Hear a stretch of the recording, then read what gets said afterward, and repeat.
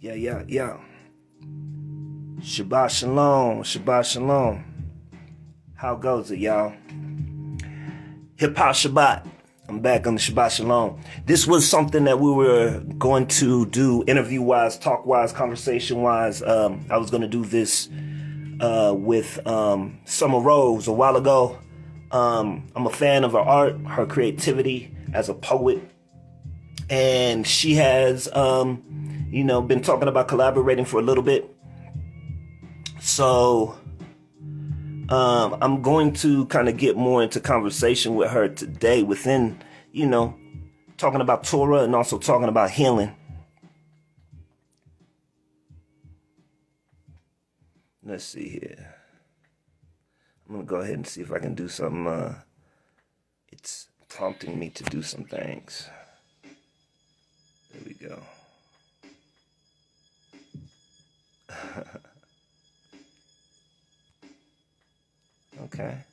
Okay, done.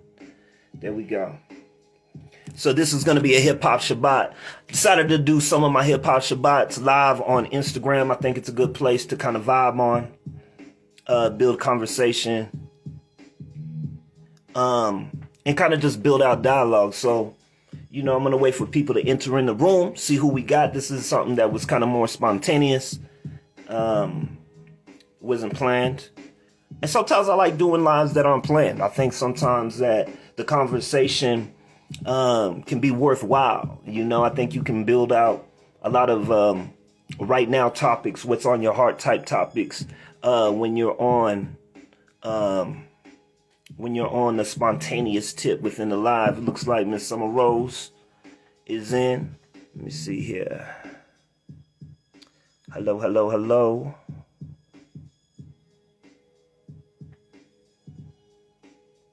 I'm going to go ahead and add you in here so we can kind of build.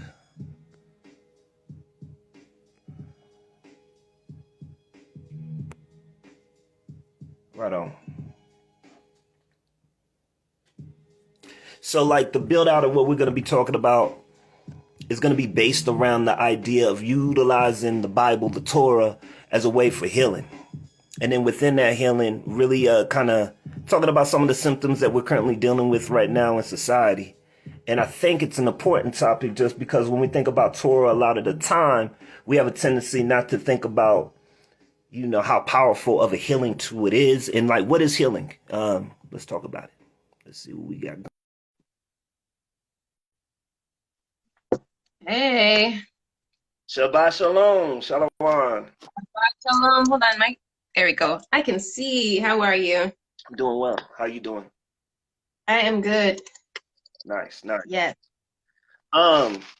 So I'm honored that you're here. I'm glad that we were able to connect finally. I know it's been like kind of hard to like really, coordinate because of schedules, because of time, because of life, but it seems like we made it happen. So, yeah, thank you for joining on this conversation on Shabbat. I'm very honored. Thank you so much for inviting me. Yeah, no, thank you. So for my audience, for people who chiming in on my end, can we hear a little bit about who you are, what it is you do, how it is you create, and all those different things? Who are you? What's the base of? Okay. I don't have a lot to say, but I am a believer in God. I'm a believer in Christ. I'm a Christ follower, and I am a poet. I do different types of things. So I have like some types of, I use art, I guess, in a therapeutic sense to create like wellness and just to relieve stress. I like to write. I do poetry. I have a show on Thursdays where I let people come on and it's called Drop the Mic. They come on and share their stories. I like to listen to stories and get understanding, and they also get to promote themselves, and it really makes a good connection in the community. I'm just out here just doing my part to bring connection and unity in the community. So I think that's pretty much me. I live in Canada. I don't know what else to say. Yeah, but yeah, that's pretty much it. Yeah, that's perfect. I just want to give some context of what it is we're doing and kind of who you are as far as on your side of things. I know people who are chiming in from your channel already know what you about. But on my end, I feel I'm in Denver, Colorado, so I'm in the States, and within being in Denver, Colorado, um, I feel like there's some similarities, maybe in, there's a deep poetry scene out here, hip hop scene. It's kind of based off of that. Um, I've been a believer for, I say I've gotten back into where I'm at within my belief system within the last 2 years. I was studying a variety of other things. I was into like studying Kemet. I was into, studying Buddhism, all those different things. But as far as like biblical rooted truth, that's something that I more recently got into. Even though like I was touching on it in a variety of different ways when I was studying history and like really getting into the history of like African history or even getting into the more history within Europe and then kind of circling around to some of the things that I was studying even within the Caribbean, indigenous people, all those different things kind of brought me back to a truth. And, Mm-hmm. within that kind of set me on this Israelite kind of venture that I've been in within the last year and a half, 2 years. And then within that truth, really kind of getting back in the Torah, back in the Bible, and really getting back in the relationship. So, yeah, that's why I invited you on. So you said you've been, Yes. yeah, so you've been a believer for some time now, I'm assuming. Yes, yeah, and you mentioned Torah. So I our faith is Christian faith, but we follow the biblical Sabbath, right? So a lot of people associate us with the Judaic, belief system. And it's different, but we keep the same Sabbath, just not with the traditional sense. But I have also been kind of getting into the Torah studies, so I feel like it gives you a good, well-rounded kind of view from that angle and see things from that perspective as well, plus the historical background. So Sure. yeah, there's a bit of connection there as well. Sure, sure. Like, my first introduction into like celebrating the Sabbath was like when I was a kid. Like my grandparents were Seventh Day Adventists, and then Yes, that's right. yeah, yeah, for sure. And then that's kind of how I grew up within that, which was interesting because as I got into like understanding like some of the things I understand now within Torah, I was already doing a variety of the things that is practice within like the Right. teaching. You know what I'm saying? Within like I guess Old Testament Torah direction. And I didn't Yeah. even realize it. I already didn't, do the pork thing. I was already kind of in that direction in a variety of ways. Anyways, I was vegan, I was vegetarian. So those are things that I kind of was already a part of my lifestyle. But Right.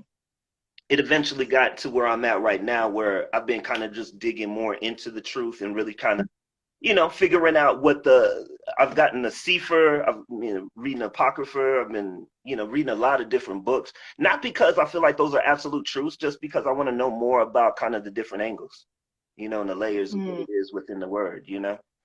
Um, Mm-hmm. but with that being said, we were talking about healing. Um, Yes. what comes to your mind when I say that, when I say it from like a biblical sense? What comes to your mind on healing? Um,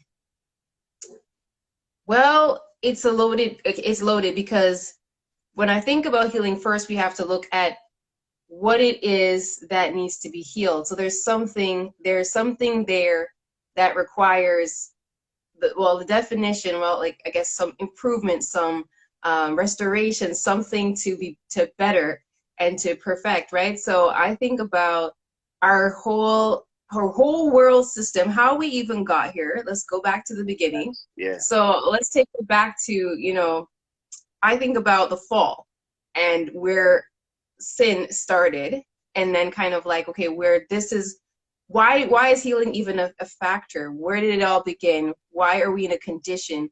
Why are we experiencing things that require us to heal? And then we might need a healer. So that's the things that come to my mind. okay, that's a great one. So, like, let's go into the actual definition of illness, of sickness, right? So, Yes. sickness, the definition that I have that it breaks it down from Webster is illness, a disorder, weakened or unsound condition, a specific disease, nausea. Those are symptoms of it.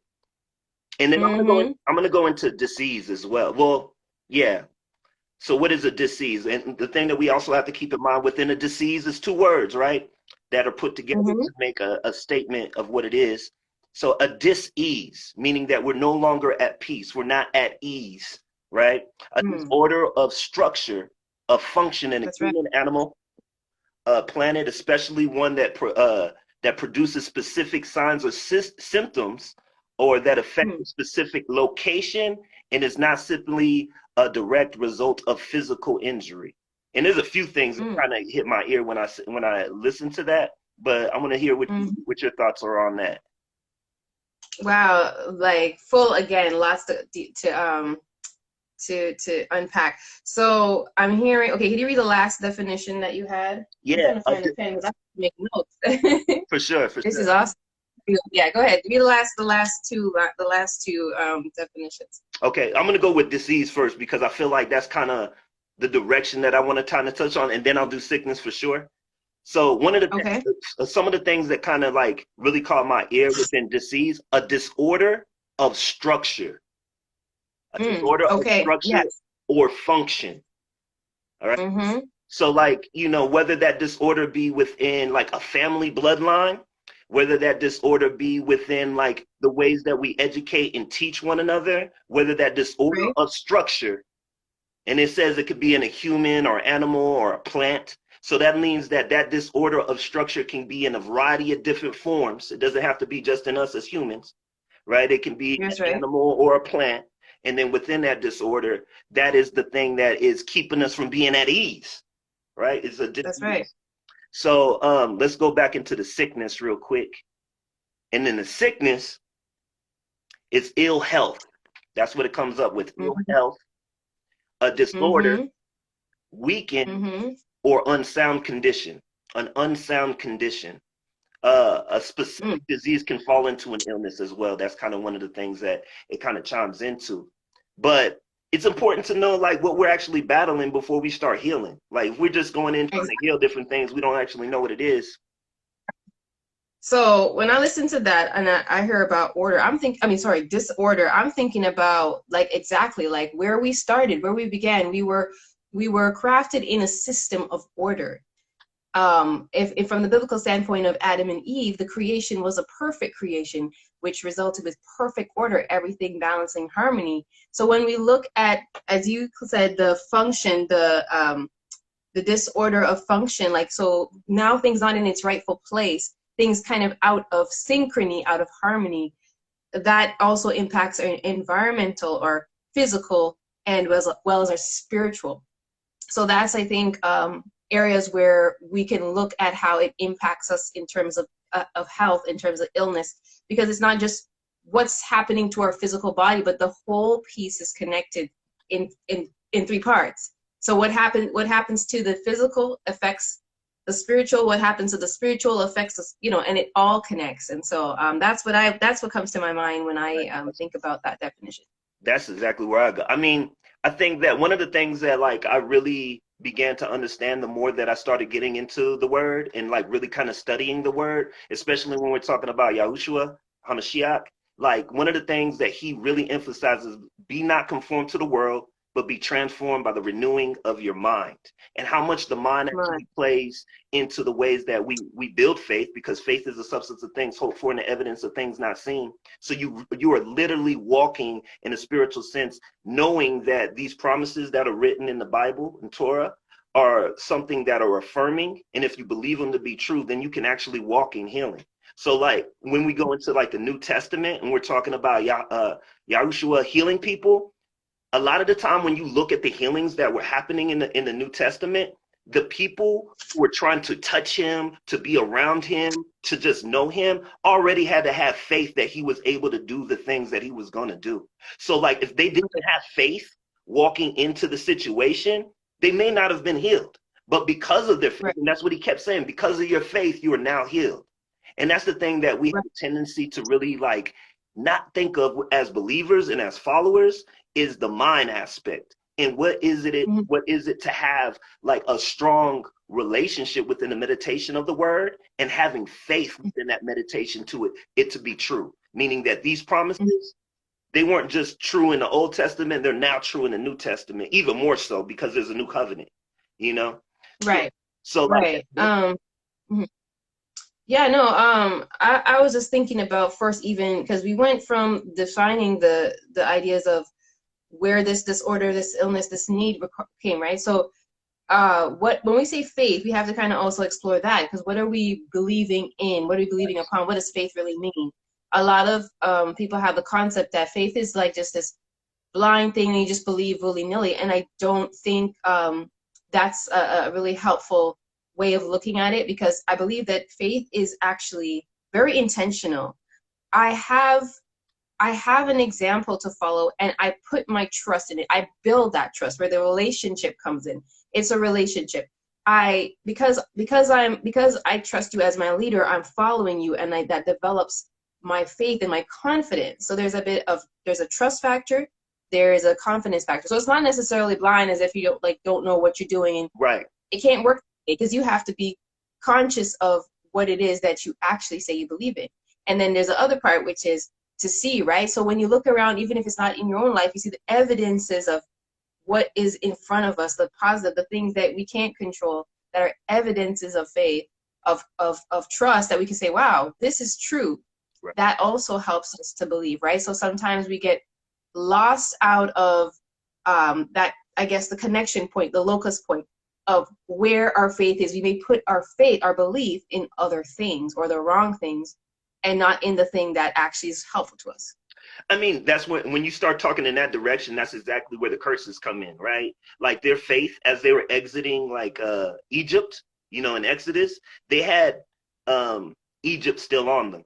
So like as they're exiting Egypt, they're having faith in these idols still. They still have faith in these things that they were indoctrinated in within Egypt. So like they're still walking in a faith of like these false idols, which when Moses goes up to the mountain and he comes back down with the commandments and they partying and they worshiping a calf, like that's them going back to their old ways because they haven't developed the muscle of faith in the Most High yet. They haven't developed that muscle yet. And I think a lot of the Right. time it's a muscle, right? Like you're talking about evidence, right? The things that you see showing that he is continually there for you. He's continually providing for you. He's continually guiding your footsteps.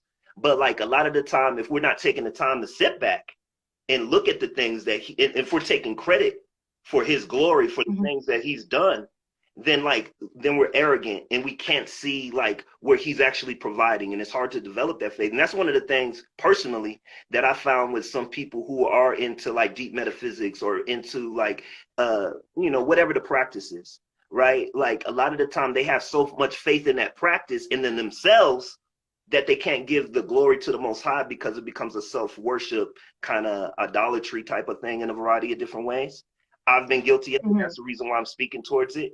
You know what I'm saying? Mm-hmm. So like as I think about you talking about faith, it's truly something that like has to be practiced and it has to be recognized who's providing what it is that you're being blessed with. I think too that we should go to, let's break down the sin problem, because that's kind of where it began. We have become, since the fall, we are self-centered beings. We think of self. We lead with what pleases us, and so I believe that God the Father, His intentions was that we would enjoy this earth, but we would also acknowledge him as our creator and worship him. So I mean, like it just lets us know, okay, where is this coming from? Is it something that we just come out of nowhere? Where is this idea of generational curse? Or so really, to me, to make it simple, I don't believe that it's just basically like, okay, we're just having these issues that just pass on to generation. I think it's the consequences of our sin choices Mm. that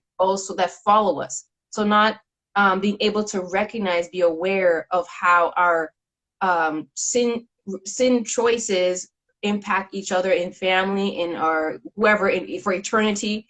There's consequences to our choices. So when we identify to the sin problem, then we can go back into what is going to help us to address our faith. Because if our sin problem is not addressed, then our faith is also going to be lacking as well. So that's a thought of connection I wanted to make there. Yeah, no, definitely. I think like the sin problem, I feel like where me personally, where I connect like I guess the tradition of a sin, because a lot of the time, depending on the community of where you grew up and the culture you come around and the style of people that you come around with, like sin can be passed down in the sense that it's taught.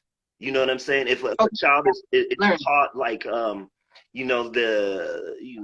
if the parent is smoking weed all day in the house, right? Or if they're drinking, or if they're seeing fornication on a regular base openly without it, really having context of how this should go about, then like they're Mm-hmm. learning bad habits. And those bad habits become just a part of their reality and their truth. And then like one of the things that I have noticed, and this is just me talking towards specifically the Black community, when we're talking about the commercialization of the Black community, I'm not talking about us in silos and us as individuals, and I'm talking about the mainstream version of Blackness, right? The worst thing presented of us. So when we take ownership of those bad habits that are being perpetuated, then now we become this, cycle of person that goes through these same traditions and rituals that have Mm-hmm. been taught to us. So that's kind of like my thoughts, even when we're talking about Adam and Eve, you know what I'm saying? Like within Adam and Eve's relationship. And I think there's a few dynamics that is important to point out with Adam and Eve. One, that like the snake came to Eve first, right? Why? Because and this is my thoughts on the dynamics of a relationship, is a lot of the time the woman filters all the things that come to the man, and then the man makes a decision based off of the way the woman filtered sometimes, a lot of the time, you know what I'm saying? Mm-hmm. And the reason why I'm talking Mm-hmm. about that is like on the chessboard, when you're talking about the king and the queen has all the moves. The reason why she has all the moves is because the king is sitting there and he's making some decisions, but he's being taught information or told information from his queen. So like when Mm-hmm. I'm thinking about Adam and Eve, the relationship dynamic, it really kind of breaks down kind of what, and this goes into healing, because within our community, within the Black community, there's a lot of healing that needs to go in there. Within the brown community, there's a lot of healing. Within the indigenous community, a lot of healing that needs to happen. But a lot of that healing, when we're talking about the breakup of man and woman and the ways that we communicate, is we want to put the blame on somebody. It becomes a blame game. So Right. Yeah. so like when we take ownership, because Adam had to take accountability. Like he was like, well, yeah, you brought her here, but nah, bro, you didn't have to make the decision. That's still your decision if you're the head of the household, Mm-hmm. supposedly. So within that decision, you have to be the Mm-hmm. one who's like, I don't think that's a good idea, even though you're presented with that information. That's still your Mm. decision. Well, excellent. Exactly. The choices again. So to me, when you go back to the root, we realize that it's not just things that it doesn't affect just one person. Like I could make a decision and I may not have like say immediate family. I may not be say for example I'm not married, right? But then later on, that decision may follow me when I do decide to create a family. And lo and behold, this decision I made a long time ago now is impacting my family years later. And so that's kind of how that cycle happens. And so I totally agree with that. That's a very deep point you made. And I think that is such an important thing, like the family model, the family unit, and then how the division started. And we can see that through other examples Right. in other biblical families, right, Briggs? Because it's like one domino effect. We had Adam and Eve, Cain and Abel, Right. and then we have, and all these things literally created different types of like responses to choices that they were given, and even instructions like they were given. Right. So, Like obedience. one of the things that so one scripture that comes to mind is Matthew 6:23. But if your eye is unhealthy, your whole body is filled with darkness. And if that light you think you have is actually darkness, how deep is that? How deep that darkness is? And like Mm-hmm. really, when I think about that one, right, I think about the mind. And the reason why I think about the mind is because I think about the mind's eye, even though like, we're taught that, it's all spiritual, which it is, right? The pineal gland is nothing but consciousness and the ways that we hold on to light and truth, right? So like it gets scary for people when you start talking about the pineal gland, you're talking about spirituality, you're talking about religion. But one of the things that the Bible refers to a lot of the time is a lot of these esoteric belief systems, but it does it in a way that you have to actually dig into the scriptures and you have to see kind of the truth of what they're saying within it and understand it and still have faith, right? So like Or if we've created meaning out of I believe, to me, honestly, I feel like as you study the Bible, it's quite simple and plain, but it's spiritual. So it's not if your mindset or your eyes are not open to spiritual things, you're going to miss the meaning. You're going to miss the message because it's spiritual. It's not something like, and sometimes it's not always written literal, like A B C D E F G. It takes requires some study. Requires some making connections, putting the pieces of the puzzle together. So sometimes I think that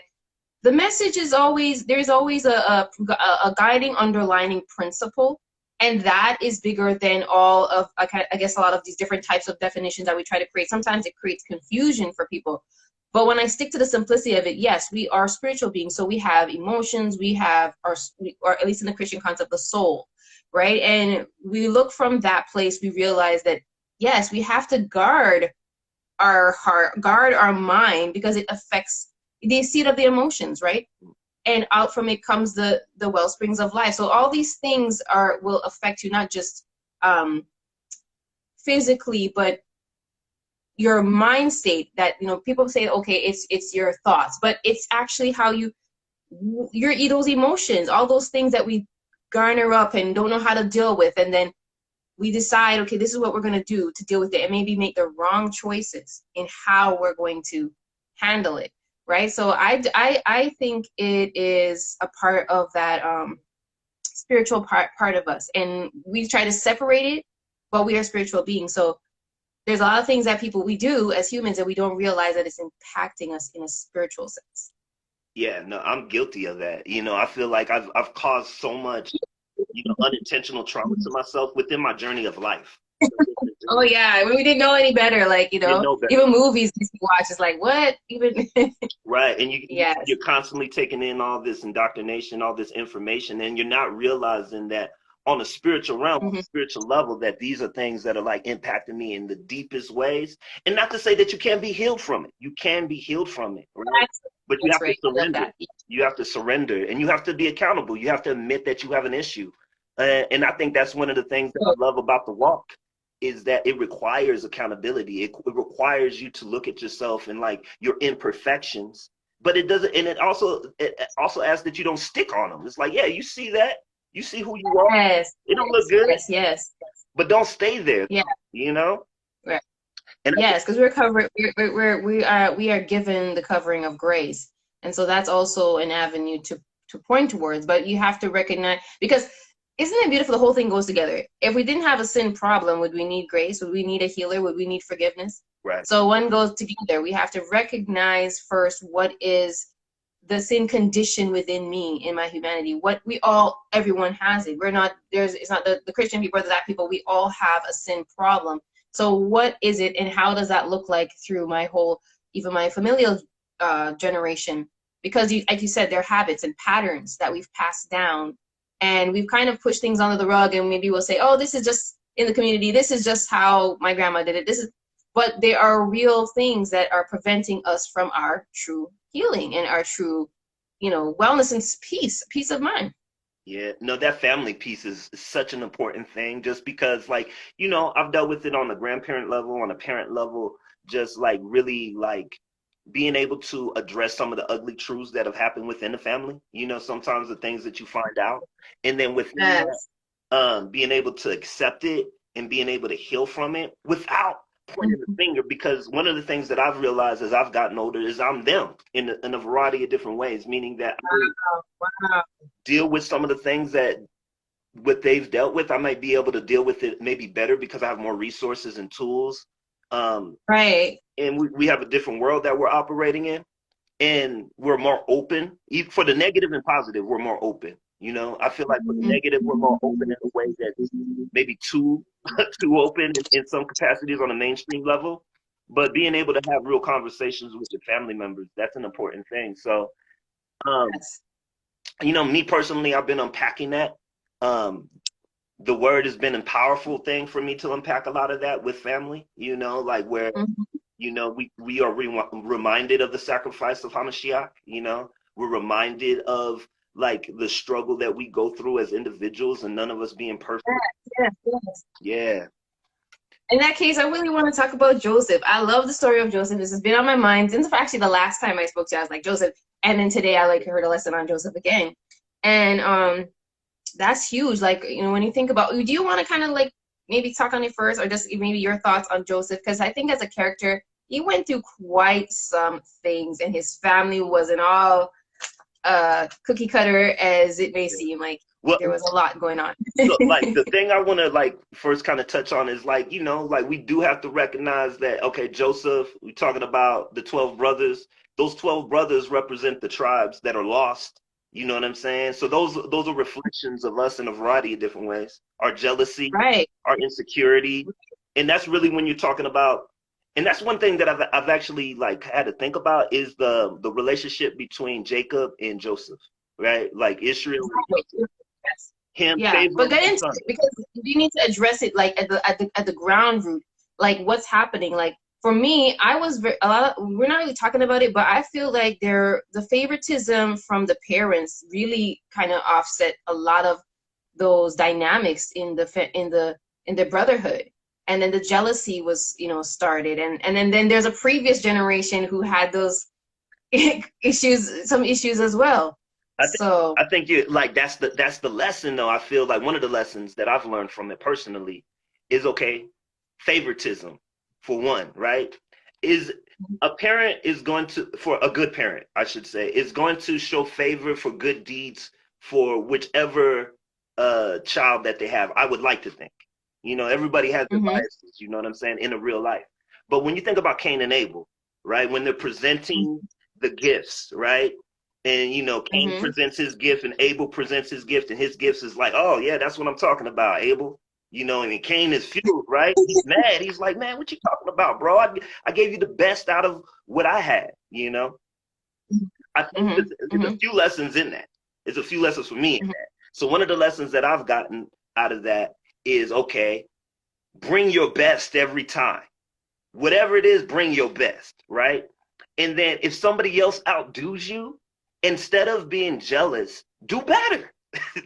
Be better, you know? And I think that's like one of the things that me personally, I'm an artist. Sin of comparison. Yeah. You Mhm, know, that comparison that you as an artist, I'm an artist, right? People, mhm, fans, people who like come in and chime into what we do, they're gonna like certain things and they're not gonna like certain things. That's just what it is. It is, but if I brought mhm. my best, regardless if you like what I did or not, if I did what I know I did on that, you know, and you don't appreciate it, then that's on you because I know what I did That, on that. And that's not egotistical. That's just me being um confident in my capabilities and my craft and what I've rehearsed and what I've practiced. So like, correct. you know, when we're talking about Joseph, his path wasn't the same as his brothers. His path was No. intellectually, you know, like he was feeding him knowledge in a very specific way. Dreams and all that. Hmm. So like the things that he was teaching Joseph was a path for Joseph. Only Joseph was able to do. Where his brothers, and you know that's the dynamics I feel a lot of the time when we're talking about, you know, like there's certain people who are called to be the intellectual, who are called to be the mind, who are Hmm. called to, you know, do certain things. And there's people who are called to do the grunt work sometimes, the dirty work sometimes, but they're both Hmm. valuable no matter what. It's Yeah. just them seeing that value in themselves, you know. And the brothers, I Hmm. think they were jealous of that. You know, they were jealous of the ways that Joseph was bringing him up and seeing, because I have kids. I have two daughters. My youngest daughter is different from my oldest daughter, and like neither one of them are, you know, less or more. It's just they engage Right. the world differently, right? One's an They have extrovert, the. no one's an introvert. They just see the world differently, you know. Hmm. My youngest, of course, is the extrovert because she's the baby, so she gets the attention. My oldest is an introvert. She's gonna be thinking and looking, and I don't think, you know, that don't seem like the right thing. But they both need Right. each other. That's the dynamic of their differences. Is they both need each other too. You know, they balance each other in a variety of ways as well. And then that helps their growth and development. I think we can also, okay, so when we look at his storyline and we see that he had this really, um I guess I could say like a point of you know, super testing, and you know, him being put away and all that stuff, and then just experiencing that, and then the confrontation, the final, like, okay, like getting maybe you want to speak on that and I could probably jump in, but Sure. I brought up that point because I want to talk about the avenue, the doorway open for healing, even in just I guess the grace and the forgiveness aspect of that. Right, right. So I feel like with Joseph, yeah, like specifically, like him going through being put enslaved, right? And then from that enslavement, him having favor, him having favor with the I forget if he was a pharaoh. He wasn't a pharaoh, he was a governor. But him having favor within the household, and then, you know, getting called out as being something that he wasn't, somebody who was trying to pursue, his master's wife, and then get thrown back right. into slavery. Potiphar's wife, yeah. Yeah, like Hmm. him enduring during all the lessons that he learned in that too, because he learned who he was as a leader within being one of the head, servants in the household. He learned what it was to be a leader. He learned what it was to give trust and and he never lost his ethics. I think one of the things about Joseph is even when he was presented with an opportunity to sleep with his master's wife, you know, Yeah. and that's one of the biggest things is his faith in that.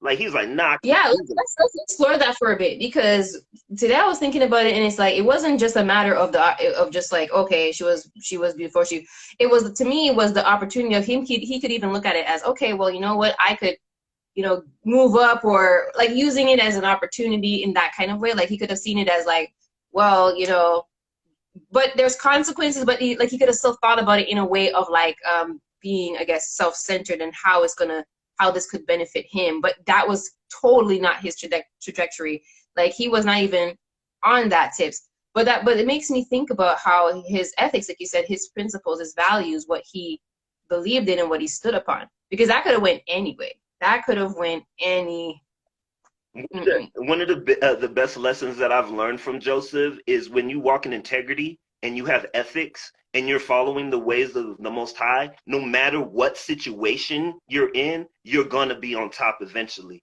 Like you're gonna get to where you need to be eventually. And he's let's repeat that line I like it I because like it going through the struggle, going through the pain, you know what I'm saying? He's still and really the struggle and the pain and the things that he went through, he had to in order to learn the lessons and gain the wisdom to be at the position that he was actually rewarded for that faith.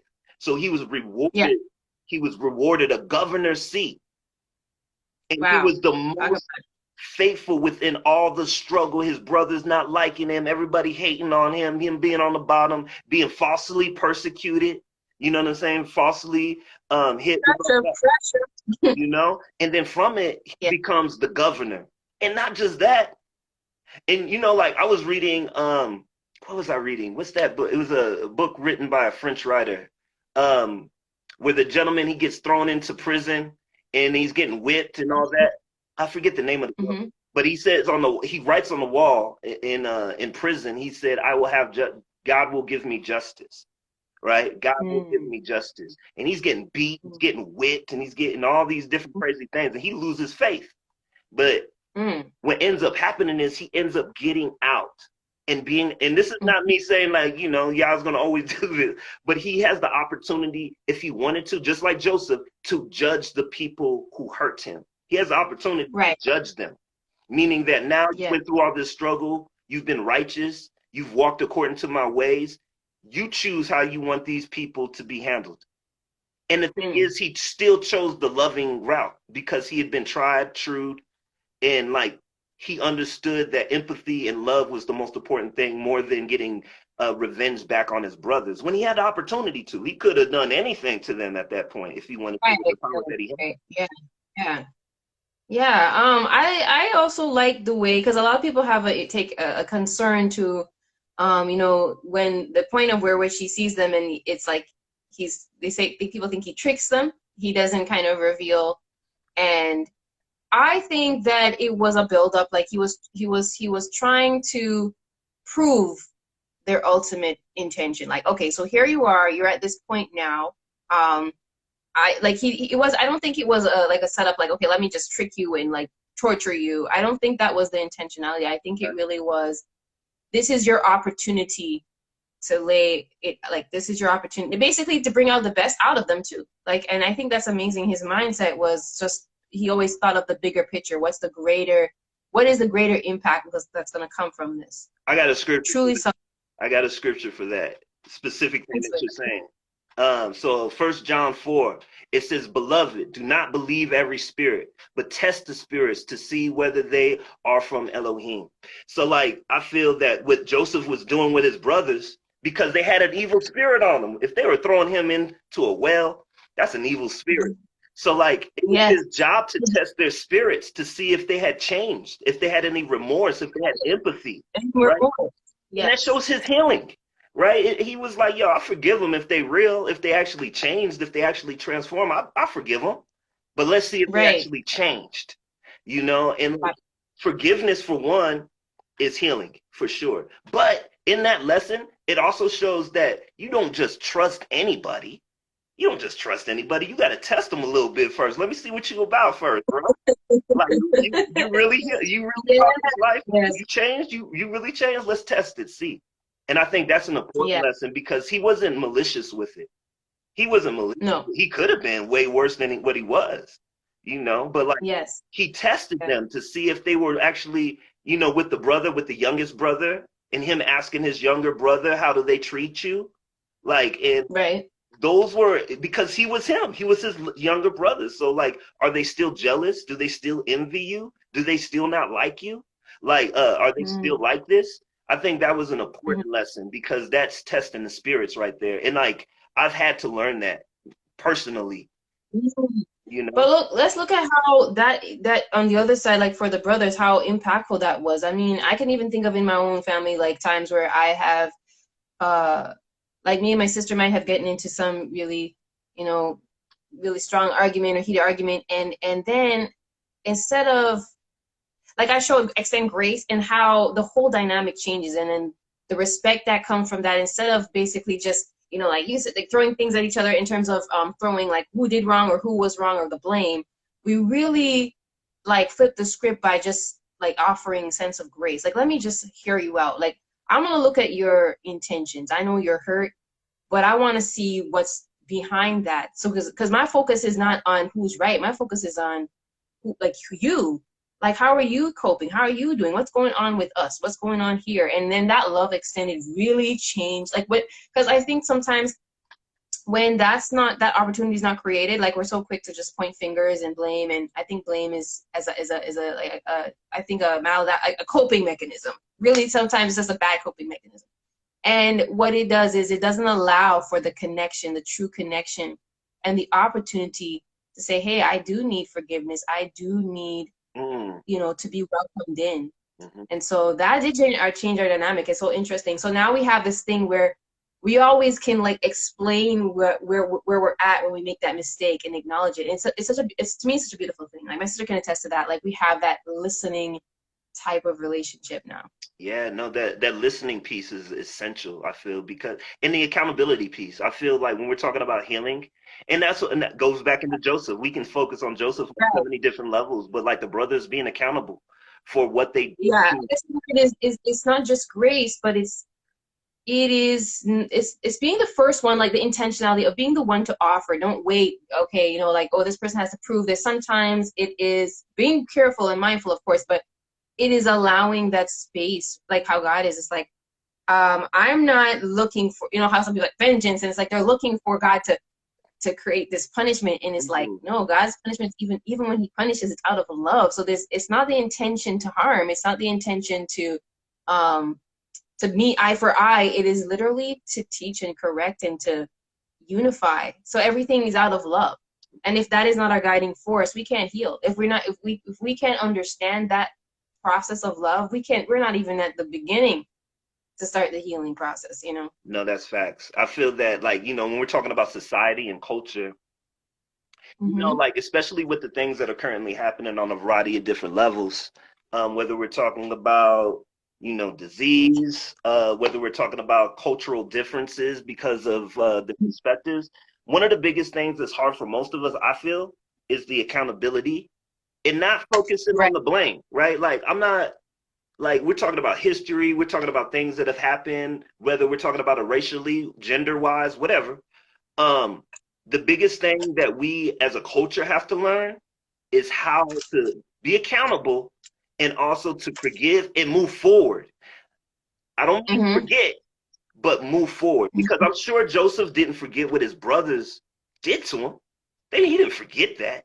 I think he was still. I think he could have been still grieving, but he just dealt with it differently because that's a lot of pain. That's a lot of years That's a lot. of. This dude was thrown into slavery. He was accused for like he was living a good life.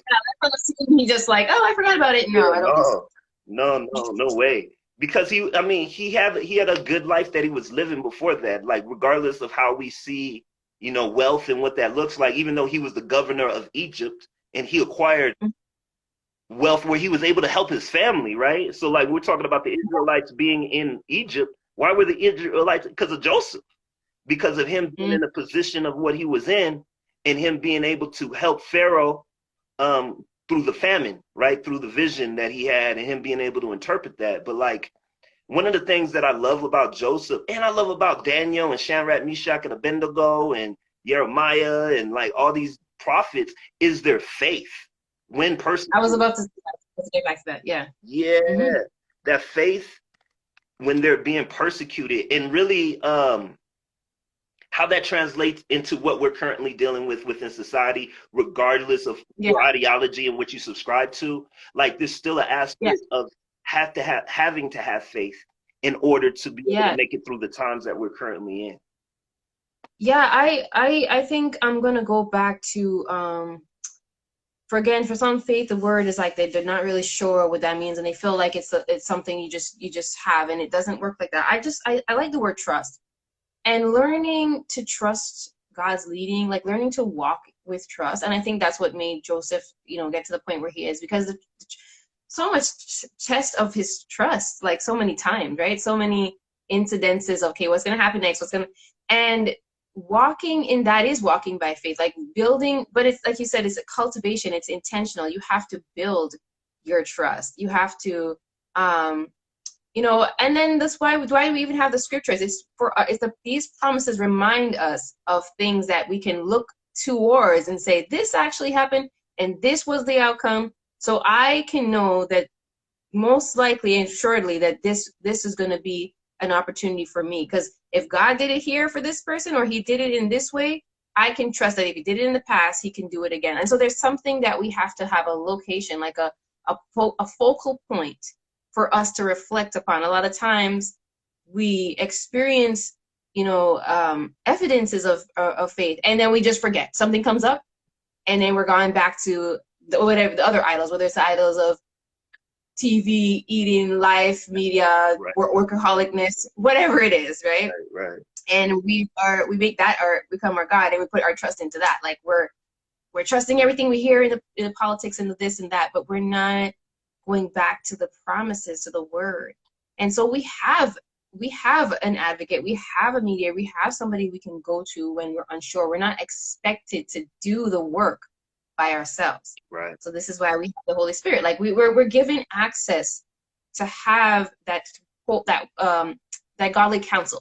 You know what I mean? Because if we do it on our own, we're gonna mess it up, right? So that's where I think it starts from, is the learning to trust, is to build upon the small steps little by little, and going from there. right. No, that was greatly explained. Like that trust aspect is something that took me time to like actually walk in and to understand. And I feel that most of the time we can get caught up in just like you were saying before, like in the worship of idols, of objects a lot of the time, and have more of faith in an object and the idea than we actually believe Yes, in our creator. And yes. that's kind of pushed within our society. We have a variety of different coping mechanisms that we deal with, lack of faith in, and we go to like whether it be substances of drugs, whether it be, sex, a variety of Hmm. different things that we utilize as idols. And like, I think that we're at a time right now where like we're looking for answers, we're looking for solutions because we can tell that things are off tilt. Like things aren't, for one, what we had thought they were. Like there's a lot of truth Right. coming out, And then within that truth, how do you cope with it? What are the things? And I feel like the Bible, regardless of where you're at within it, it has a lot of tools into dealing with the craziness of society today. It just has so Mm-hmm. many resources and tools. And the less you look at it as a religious book, and the more that you look at it as a spiritual book, you'll start finding more answers out of it. When you stop, like I know so many scholars that are just researchers of Torah, researchers of Word, and they know all the scriptures and precepts and everything that go into it, but they don't understand the spirit. They don't understand the Holy Spirit behind actually being led to answers, being led to examples, being led to Yeah, things. yeah. Right.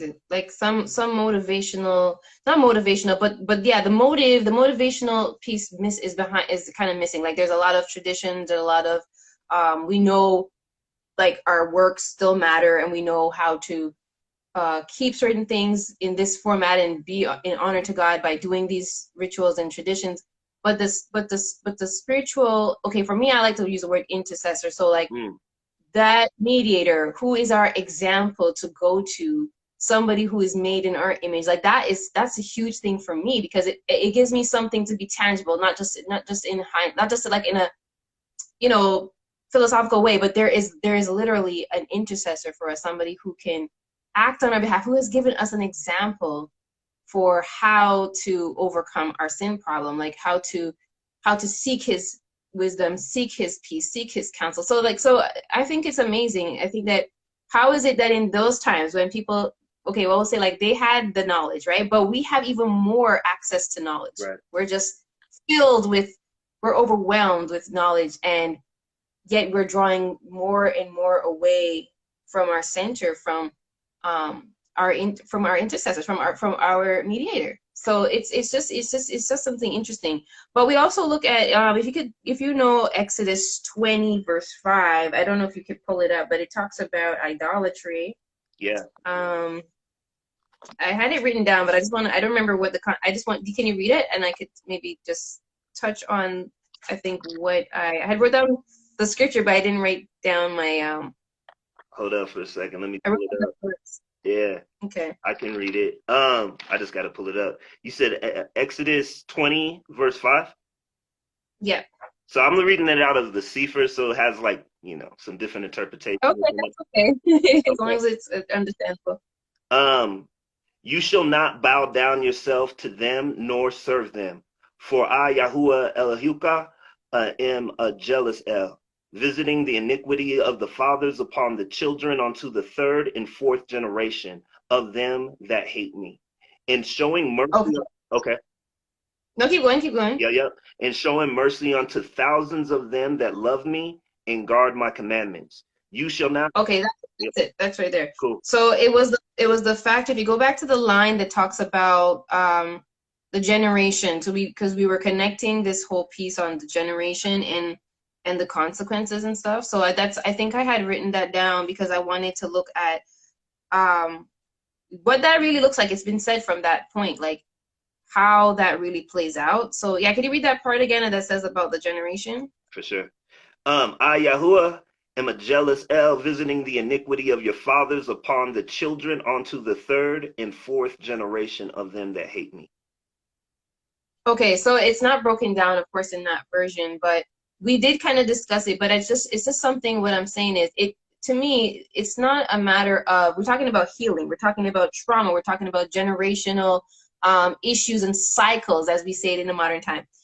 But the reality is, right now, it's not about waiting until the group gets it together. We have to make an individual, personal choice to say, hey, look, I am responsible for, I have to accept the consequences of my choices, and I'm responsible for what the next generation is going to learn because of my action, because of the choices that I make.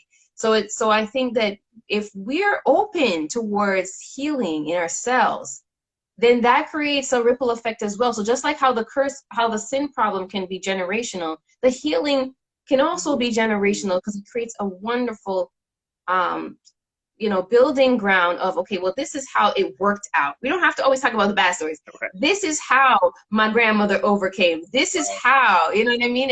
And that is an important, I think, piece is the identification of that. And again, as you said, we have Yeshua, Yahweh, I call him Jesus. We have the example. So even Hebrews 2 verse 18 and Hebrews 4:15 says, he was tempted that we might overcome temptation. He was made a victim that we might be victorious over the enemy. So we have an example to follow to see that this was a literal real person like you and I that went through. It's unimaginable, but I'm just saying, like, we really have an example to go to, a guide for us. I agree with you. Like, that's the thing. Like, one of the things that I have a tendency to like really speak towards when it comes to Jesus is like his journey, right? Like the journey to his death, from birth to death, right? Like the things that Mhm. he was actually speaking towards, the lessons that he's actually given to his disciples, right? The reason that he's giving out all of these parables and all of these lessons is for us to be able to utilize those lessons and apply them to our lives, whether it be metaphorically or literally, a lot of the Mhm. time. And I True. think I think a lot of the time that we focus so much on his sacrifice, which I'm not discounting. Like, yeah, that's the whole purpose, right? But like before the death, like what are The journey. Yeah. exactly that journey? That journey is such an important lesson that we're all going through. That we're all going through. Yeah, no, let's touch on that because there's something that I had read that blew my mind. I mean, it's like you know it, but then you don't know it until you read it. When you read it again or you really think about it, it really hits you. And it was just like saying, it was just the fact that a lot of people think about, you know, he was just made to do this job and he had this mission and he just fulfilled his mission anyway. But when we look at what he was doing, the lifestyle that he cultivated of like the discipline of worship and just and how he would fast and spend time, like you said, create the relationship, he would spend that time. So what I'm saying is for him to even get to even the areas of the garden and be alone and even his own, like, you know, the people that's supposed to be with him, his peeps, his guys, and they fall asleep, and even to endure all that intense loneliness and burden, Mm, he was under so much prayer and connection with his father. And what I'm saying is people don't realize that that is what helped him to get through each step. It wasn't just because he was just okay, he's just so special, he read a lot, he knew, he spent the time, you know, in connection and in um basically, yeah, making the connection to his father. He did the work, he put it in the time, and that's what kept him. And that's so powerful to me. I was like, wow. So what if, I mean, people don't like to say that, but just what if, like, if he wasn't being so intentional and deliberate about making that one time in connection with his father. right. No, that meditation time, that personal time, that closet time that you get, you know, like there's so many different examples that we look in society that they do it on an Eastern level. Like, you know, it's all like mindfulness, meditation, all these different things. But even more intentional within the Most High, like having that deep meditation with the Most High, like understanding that like he greater is he that lives in you than he that is in the world. That means that like you are having to connect with your deeper self within who the Most High is in order to be I like able that. to like meditate and get through these obstacles that we're constantly dealing with. And like the problem. Wait. You gotta pause. You just brought up something. Yeah, Do yeah, you yeah, have to pause it? yeah, yeah, Because okay, so let's put it together. I always see the connections because you've talked about um. Okay, you said it again. So deeper is he. Say the verse one yeah. more time. Greater is he that lives in you than he that is in the world. Okay, so we're talking. You mentioned the word accountability. I like both responsibility and because to me the responsibility is a response. So it's like account. I'm acknowledging, but I like both, right? But when I thought about what you just said, can we listen to how we have to self-check? Because if God is in us, can we exist if we're building that relationship, right? Can you truly really just do whatever you want and not have a check system going on? Because if the creator is in you, Right. if we're cultivating that and he's walking with us and guiding us, we're constantly going to be self-evaluating. And it's really interesting because sometimes I was wondering, like, why is it that it's so hard to self-reflect, or why is that such a problem? Because there's a disconnect. Because Exactly. if the all perfect one is checking us and working on here, doing the hard work, There's no way you can't self-check and be like, oh man, I did mess up. Oh man, you know what? I need to come back and talk to God about this. I need to work on this. You're gonna want what I'm saying is you're cultivating the type of mindset that allows you to see, to know the consciousness. Oh yeah, that's a mistake. And I mean, even if you made a million mistakes, it doesn't matter. That's not the point. The point is, you know, each time, and it's not that you're so numb to the problem. Right. So I love that she said that, because I was like, wait a second, that's confrontation right there. Like, you cannot know the Savior and not be confronted in your spirit. How is that possible? Exactly. That self-evaluation piece. And that's healing. And that's that generational healing piece, right? Like, we're sitting here trying to change society without working on ourselves. How do you change society if you don't do it individually? You can only change a whole culture if you as an individual are doing that self-work. And then once you're doing that self-work, you're able to be the example, because the reason why we hate hypocrisy is because we go off of somebody's actions more than their words. So when somebody says something and acts a different way, you're like, this hypocrite. Like, why would I even want to mess with you? Versus the person who, like Yeshua, Jesus, is living and walking an example of how we're supposed to do it. And the things that are coming out of his mouth are true, right? He's saying the truth and he's walking in truth, versus being somebody who says the truth and walks in a lie, you know? Well, word that coming, I feel like the Holy Spirit speaking to me, but the word that is the common theme, the thread through the whole thing, is surrender. Ooh, yeah. Again, from the beginning, we were fall after the fall, right? So the perfectness, we're not perfect anymore. We get that. So what do we need to do? We need to stop depending on our own limited reasoning capacity and thinking that we know it all. We don't know it all. That's what he says in the word. Your mind is not my mind. You don't understand what, you know? Ways are not my ways. You know what I'm saying? So this is how surrender. And I think even with me, it's like, a lot of times we get into a good place and then we're like, now we're driving the car and we're like, I know where I'm going. I'm good. I got this.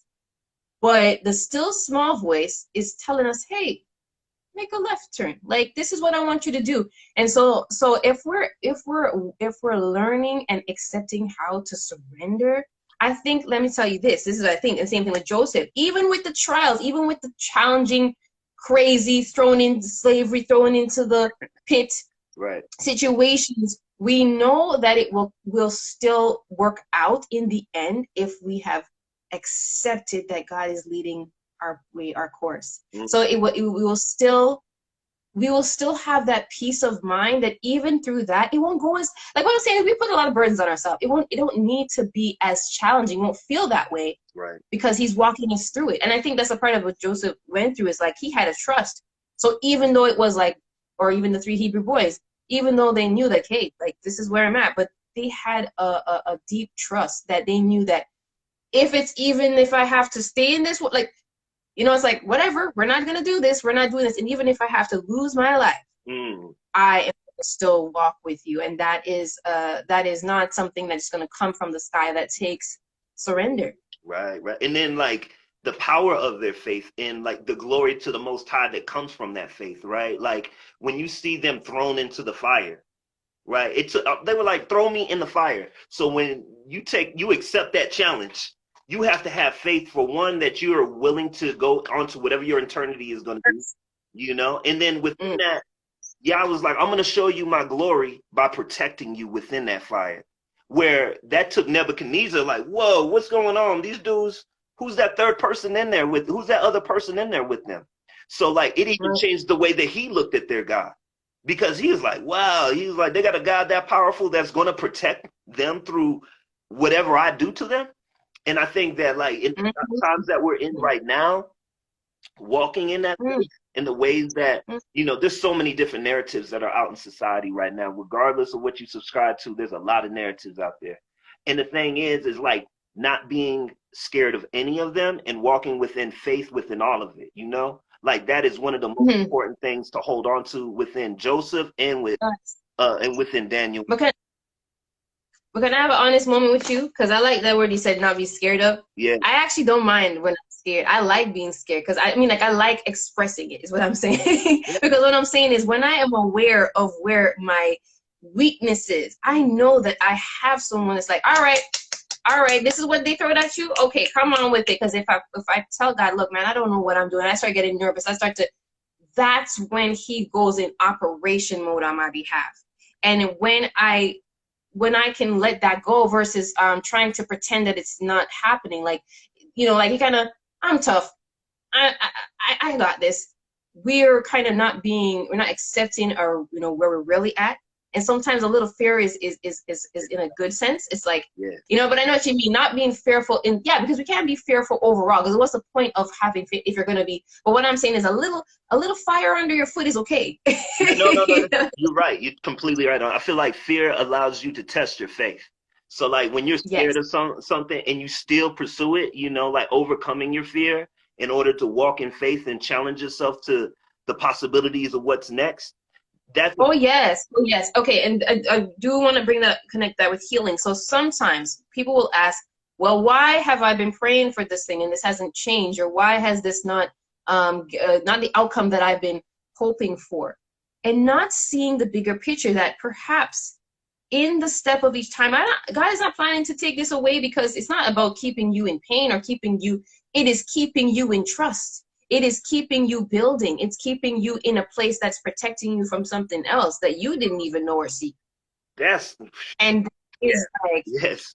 And I've he said, accepted that. you better off keep on depending on me, because as soon as you get your way, you just do something else. You spin right out of orbit, and I have to come and snatch you. No, I've accepted that. So There's been things and opportunities that I've had the opportunity. I want it. Like, I want that. I want to do that. I'm trying to do that. And like, I finally have gotten to the place to know that if something isn't there for me, if I don't go in that direction, or if it's not lining up in the ways, that's protection. yeah. It's something that I don't see or don't understand. Yes. That the Most High sees. So I'm going to trust in Mm-hmm. that situation and why I'm not supposed to, instead of dwelling on it and being like, man, like, just know that it's already taken care of and it's already going in a direction that the Most High sees fit. And when you're walking in Yes. faith, then you shouldn't even question that. Like, okay, if it's for you, you'll have it. And if it's not, you won't. But there's a bigger reason behind it. Yeah, I have those conversations with my friends when it comes to, like, like, let's just be human and like talk about, like, when they're looking for jobs or like changing careers and just doubts, and then I listen to them, and I think about the times where I've felt nervous, and then I think about the fact that their standards they're basing it off on this criteria of what the world says this is what you should be seeing. A plus B equals C, and this is what you should see to get to that end outcome. And so if you're not fitting in that box, then something's wrong with you or whatever. And what I remind them is, I love saying that simply. What is for you, because what is for you, nobody can take that away from you. When it's marked for your purpose, like, everything has a purpose. But when this particular thing is gonna go the way it's supposed to go, no one can stop that, because even Satan has to get permission from God to attack you, to distract you, to whatever. God knows our limitations. And we forget that he is all knowing. We kind of just think like we're just willy-nilly, and then we're just gonna, we'll call God today and tomorrow, he doesn't care about this, and then, okay, this is more important, I'll call God about that. But what I'm saying is, God has very clear intentions for us. It's not him that's confused. It's us that needs to walk in that and find out through the process of building that relationship, what does he really want me to do or go? It is not going to be, sorry, the writings are not on the wall. I looked already, and I didn't see any. Right. It's not that it's not difficult, but it's what I'm saying is, because I think that's such a loving thing. Think of you as a parent. You don't want to give your kids, like, to me, it's just like you want to guide them into their own development of freely choosing to listen to you, to obey, to follow your instructions, versus you're just telling them what to do and they're like robots and they can't think for themselves. And then they end up making mistakes because it's like they're not connected to the reasons of why they shouldn't, you know what I mean? Right. And so because God knows us on a personal level, he knows our personality, he allows us to experience certain things to teach us and get us to that higher place with him. So it's still actually building us. And it's hard when we're just so used to this pressure and expectations. We want the now, now, now, and it's hard. But Right. I mean, I think that's an important thing to also recognize with the Most High and how much He cares about us is that even our mistakes He utilizes. I mean, when you think about Abraham, you know what I'm saying? When he Hagar and with Sarah, right, and his lack of yeah, faith, yeah. right, the lack of faith that they had. But Ishmael, like the son that he birthed with Hagar, he was still a nation that was birthed from him, Mm-hmm. right? So Mm-hmm. even within that mistake or whatever, it's no mistakes. So with even in that situation, there was still a blessing that came from it, you know. And I think that so many times we look at our life because society teaches us that like this is the correct way and this is not the correct way to do things. When you're talking about a Yeah, system, there is a correct and not correct way to operate in a system.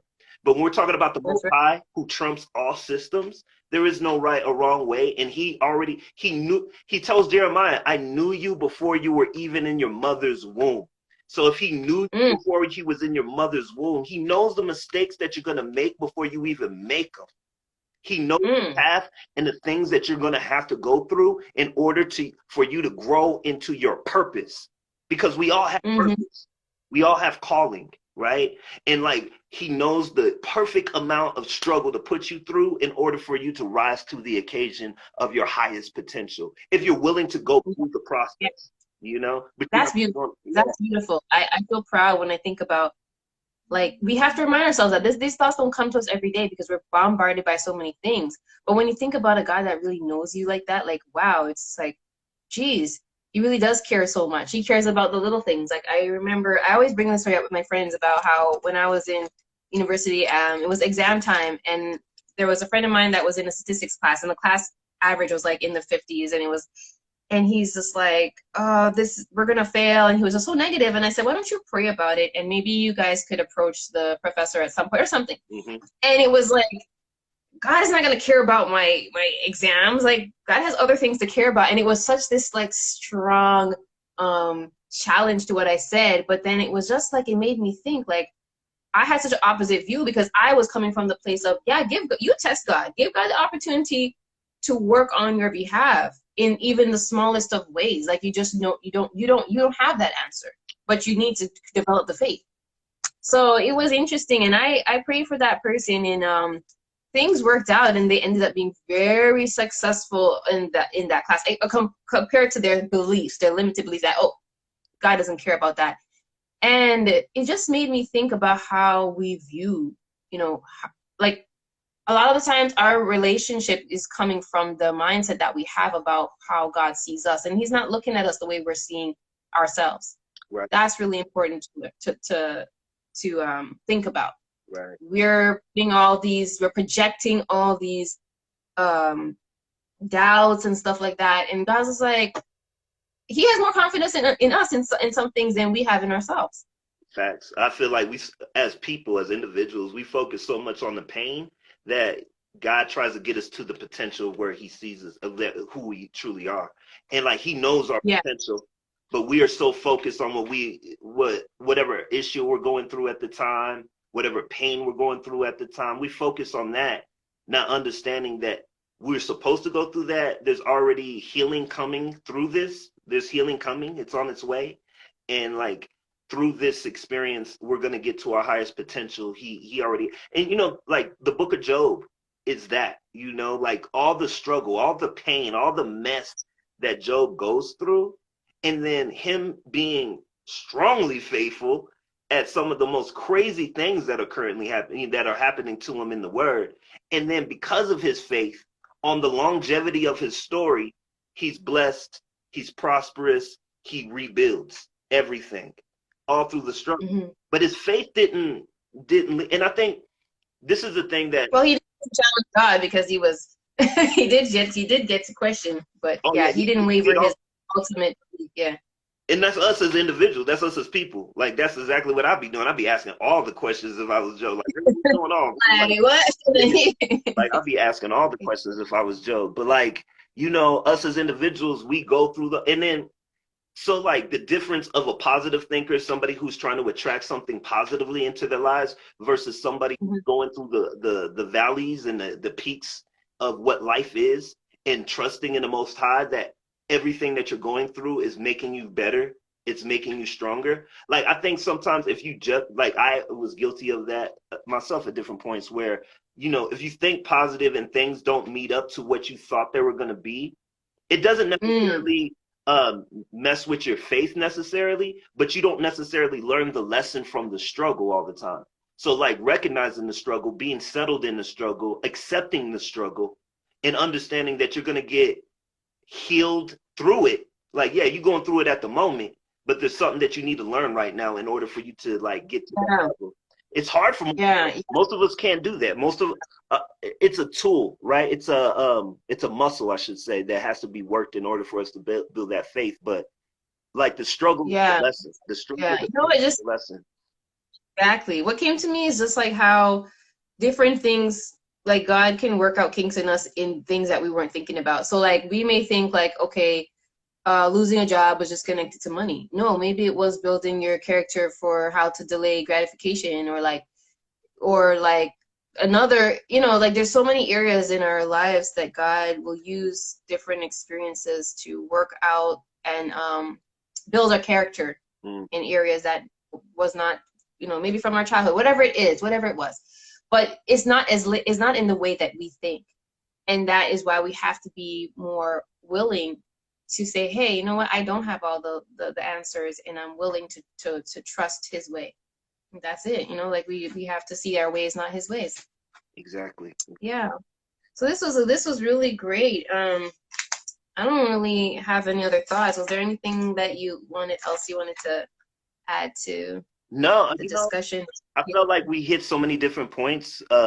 It was edifying for me, if nothing else. Like I Yes. got a lot from the conversation and building with you on that. I appreciate Yeah. your insight. You have great spiritual insight on scripture, and I appreciate the perspective just because I learned a lot from it. I got a lot of great epiphanies from like the exchange of our conversation. So I appreciate you joining.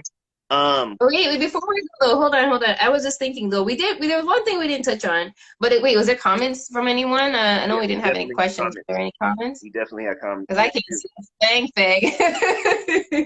yeah. No, you're right. We should definitely hit on some of them. I'm gonna scroll up and see how many. Yeah, but I do want something that came to me about uh okay, so when we talk about like healers, like our like in our current time, like, so we talked about our self-healing, we talked about building our relationship, but then also using each other, Mm, you know, mm-hmm, a resource, because I do believe in um leaders and people that are professionally trained. I believe that God has given them the ability to reason well and to see things with a wholesome, holistic perspective, to allow us to basically, it should also what's the word? It should also help us to get to that closer place with God. Like, it should help us to do some reflection. It helps us to do some introspection. So I do support therapy. I do support getting wholesome counseling. Look at the value system you have and try to align those principles to the type of counseling that you could require. Because sometimes, we pray, but then sometimes God has given us a person. God has given us roots of people, family members that are great.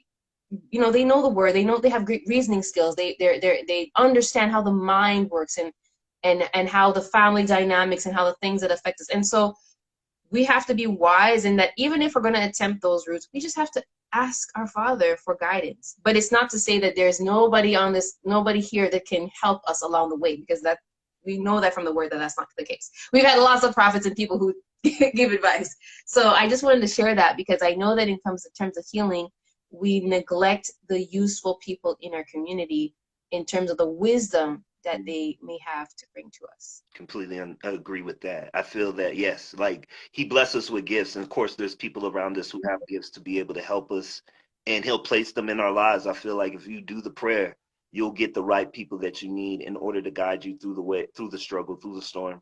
And that is Oh yeah. Him. That is Him. Like He sends people to us. He sent prophets. Right. So that is that exactly. That is still him working through that. Exactly. Oh yeah, for sure. Absolutely.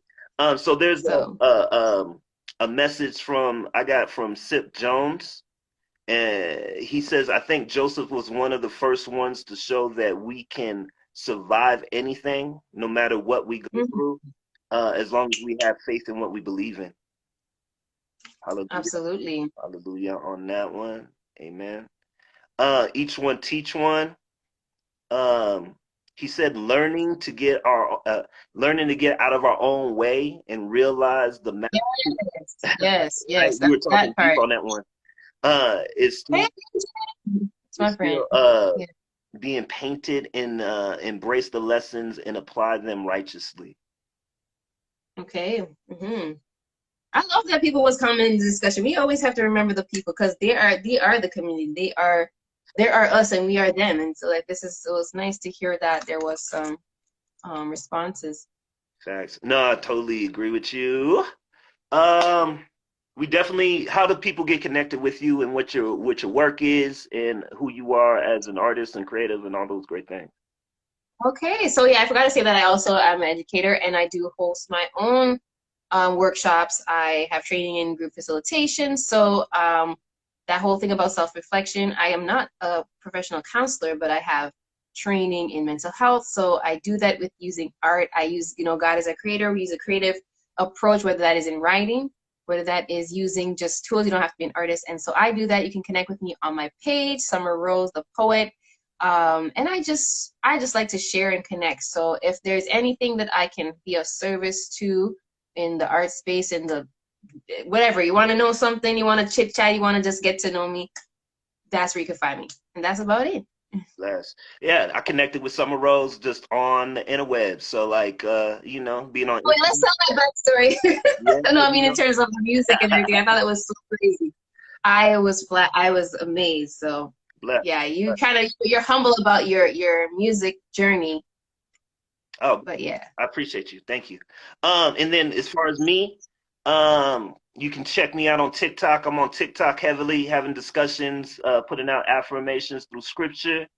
And I do a YouTube channel right now. I'm building it. Please subscribe. Sev Sojourner, SEVSOJOUNER, Sev Sojourner. You can find me on YouTube. This will probably be a discussion that I post up.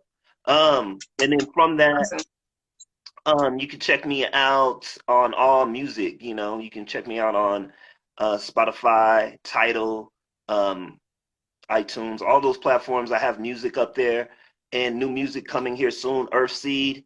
I'm dropping that in July, at least a single from it, and we're doing some special giveaways. Got jerseys. We're doing like Nice. gift packages that will be mailing out to people who are interested in, helping and contributing to the project as it comes out. So I'll get more information out that as it gets closer to the date and what we're going to be doing.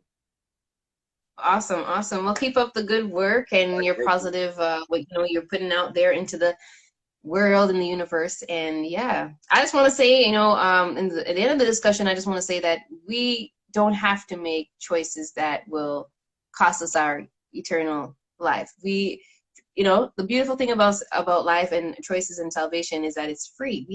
We can make choices and we don't have to choose some things that are going to affect us in the long term, especially our health and our wellness. So this was an awesome discussion. I appreciate you inviting me on. Yeah, we got to And do it that's it. again. We definitely have to connect again. And I just want to leave a little self-awareness.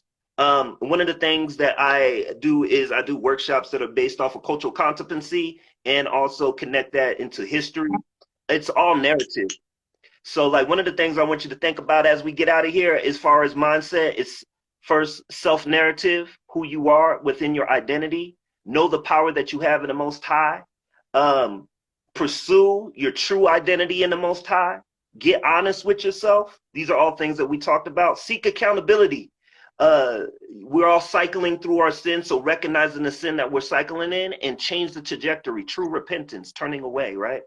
uh and how is sin passed down? A lot of the time sin is passed down through the things that we engage regularly, the things that we condition ourselves into. And the more comfortable we get into that condition, the more true that sin is in our lives. So changing all of that. And yeah, I just wanted to touch on that. um Awesome. right on. Big up to Summer Rose, and thank you for joining us on Hip Hop Shabbat. Check me out on YouTube and bless up. Shabbat shalom. Shalom, y'all. Shabbat shalom. Peace. Peace.